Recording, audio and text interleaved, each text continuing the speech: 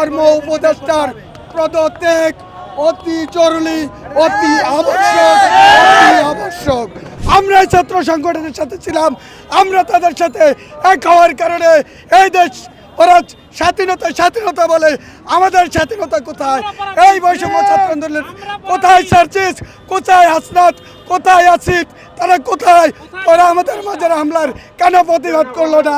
কেন ওরা জামাতের দোসর বসিয়ে আজকে আমাদের হৃদয়ে রক্তক্ষরণ করছে? ওরা আমাদেরকে কেন আমাদের কান্না ভরার জন্য কথা বলতে হচ্ছে? কেন ওরা আমাদের?